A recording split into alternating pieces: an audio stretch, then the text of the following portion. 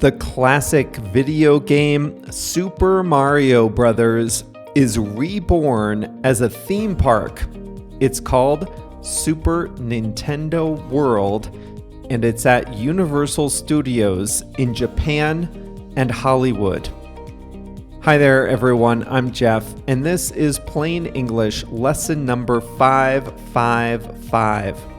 In movies, if they ever have to read an American telephone number out loud, they usually read a phone number that includes 555. That's because this combination was reserved for directory assistants. No person would have a 555 number. So back before the internet, you would call 555-1212, and you'd get a phone operator who could look up a phone number for you.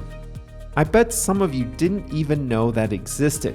Anyway, in movies, when they needed a phone number in the script, they would use a 555 number. So that way, they wouldn't accidentally use a real person's phone number in a movie.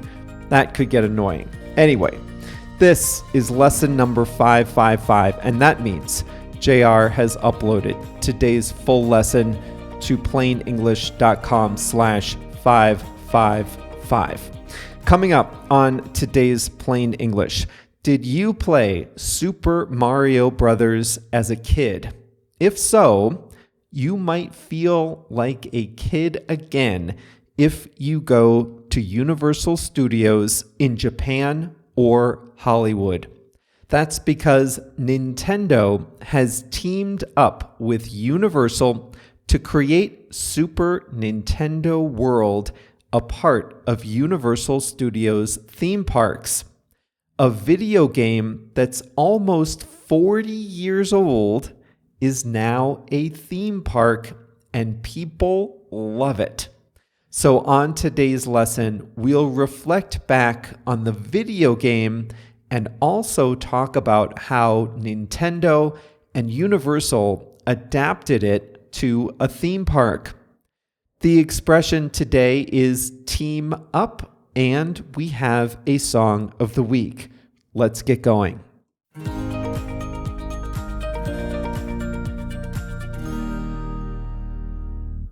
In 1983, a Japanese company released an arcade game called Mario Brothers. It featured two plumbers, Mario, dressed in red, and Luigi, dressed in green. Together, they patrol the sewers of New York, killing strange creatures that live below ground. An arcade game is a video game on a specific machine. You've probably been to arcades, which have lots and lots of these machines, each machine with just one game on it. Now that, believe it or not, is how Mario Brothers started. But just a few years later, Nintendo released a video game console that attached to a television. They called it the Family Computer in Japan, or simply the Nintendo Entertainment System in North America. And when they released the console in North America, they had just 17 games available. One of them was a reimagined version of Mario Brothers. This was called Super Mario Brothers, and it would go on to become the best-selling Nintendo video game and one of the most widely recognized video games in all of history. It also inspired several follow-up games, including Mario Kart, a racing game with some of the same characters. In the console version of Super Mario Bros., Mario and Luigi are in the Mushroom Kingdom, where they are trying to save Princess Toadstool from the enemy Bowser. Mario and Luigi are controlled by the game players. They can kill enemies, achieve coins, jump around, and even double in size. This was an early example of a side-scrolling game. In a side-scrolling game, the players stay at the center of the screen while the background scrolls from right to left, simulating the character's movement forward in a two-dimensional world. It was also an early example of a game with multiple levels, with each level increasing in difficulty. Since then, video games have improved considerably, and Mario Brothers is no longer the cultural hit it once was. But the game is getting a new life. That's because Nintendo and Universal Studios are opening Mario Brothers theme parks around the world. The first one opened in Japan in 2021. Nintendo World at Universal Studios Hollywood opened last month, and new versions are planned for Orlando and Singapore. You enter the park through a huge green pipe, just like in the video game. Visitors say the park's design is spot on.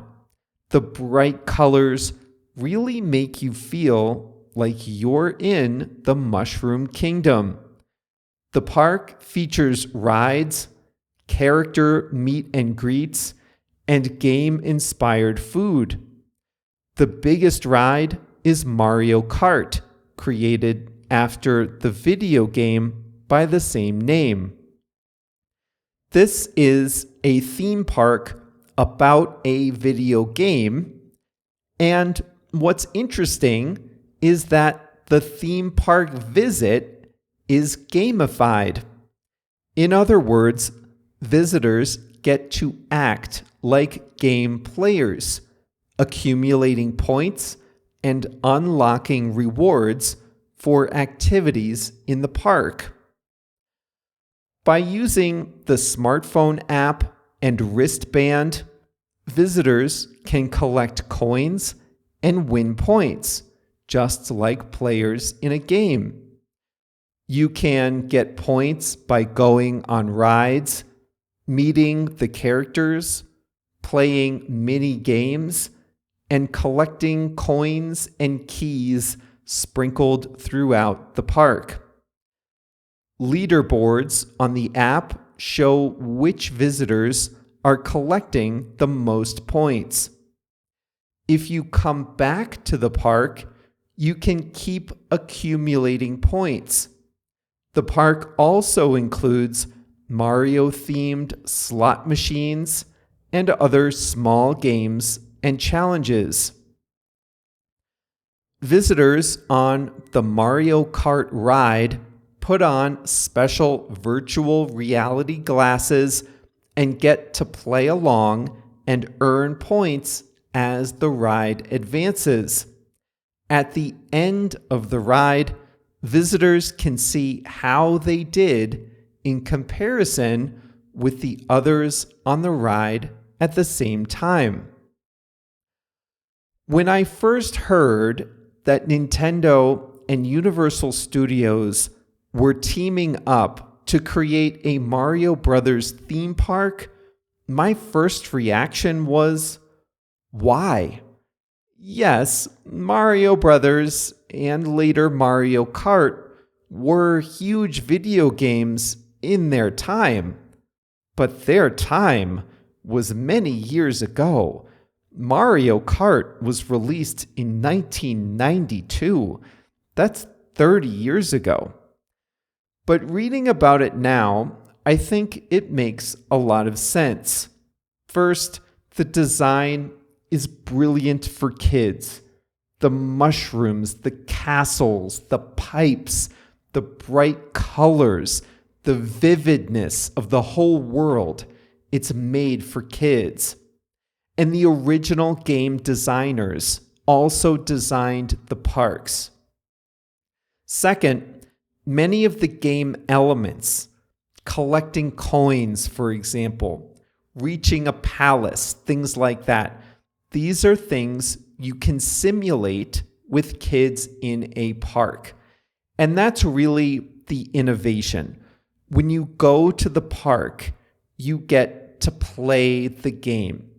Now, unlike other parks where you just wander around, at Nintendo World, you can use the wristband to get points, compete with others, break your own record, just like a player in the game. The attraction is called Super Nintendo World, and it's included in a ticket to Universal Studios Japan and Universal Studios Hollywood.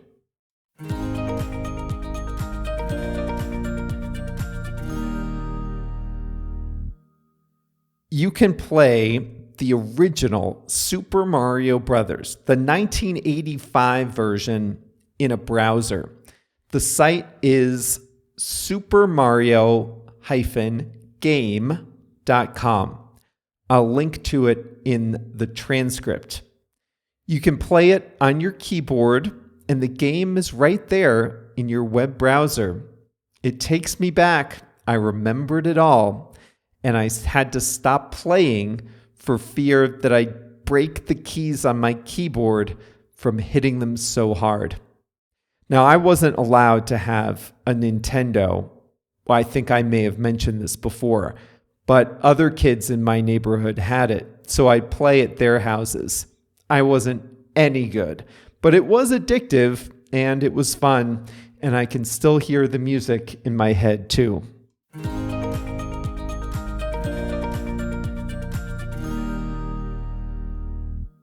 Today, I'm going to show you how to use the English phrasal verb team up. To team up is to create a team, usually when it's a small number of parties combining to do something together. This is most common when two people who typically act as individuals combine forces to create a team, usually for one purpose or one goal. Today's topic was all about Super Mario World at Universal Studios.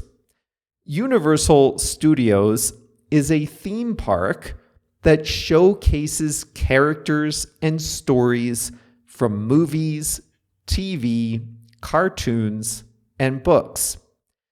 Universal Studios is owned by Comcast, which also owns a film studio and the rights to television properties. So a lot of the attractions you see at the theme park, these are based on movies that Universal, the film studio, has produced.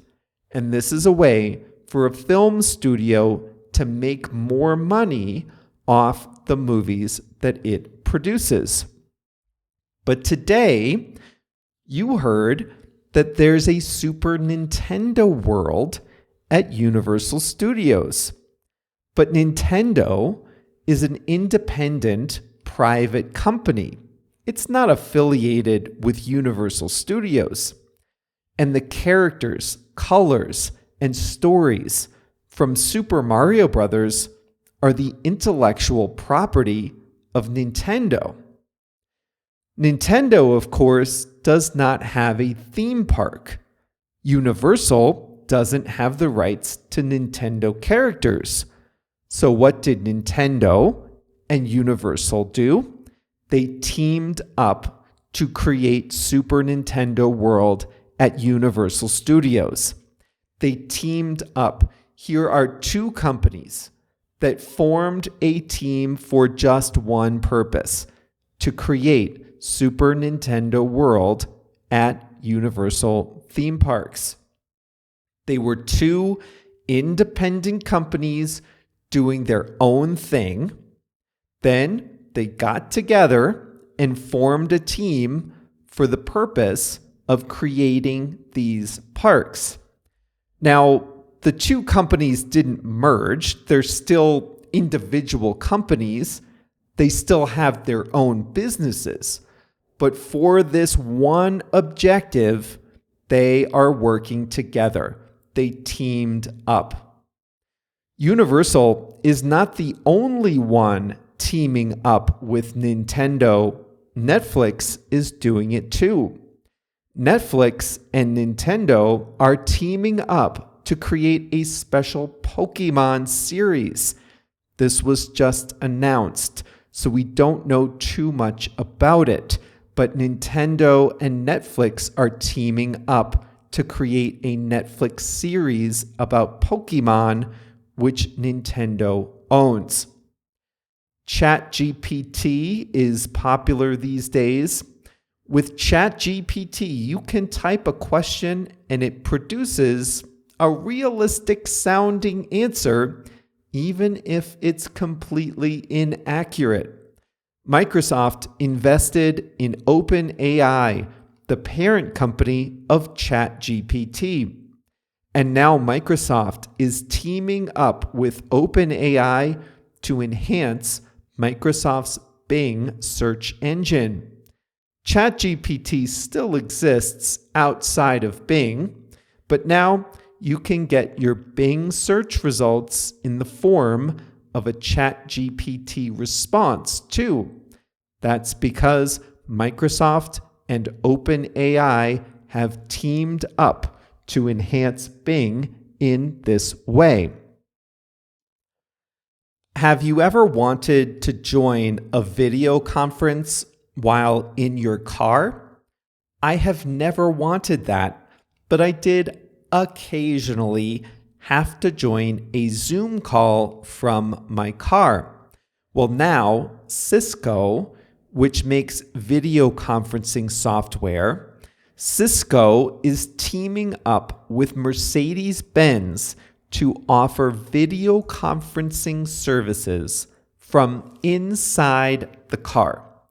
Prediction: the awkwardness of video calls will only increase if some of the participants are driving during the call. All of the examples I've given you are from the world of business, and most examples that come to mind are business-related examples. But it doesn't have to be. A handful of neighbors can team up to make improvements to a local park or playground. You might live in a small town with a few churches.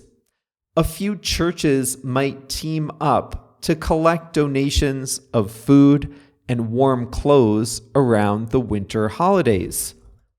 A hospital might team up with a local sports star to promote healthy lifestyles in the community. All of these are good examples of team up.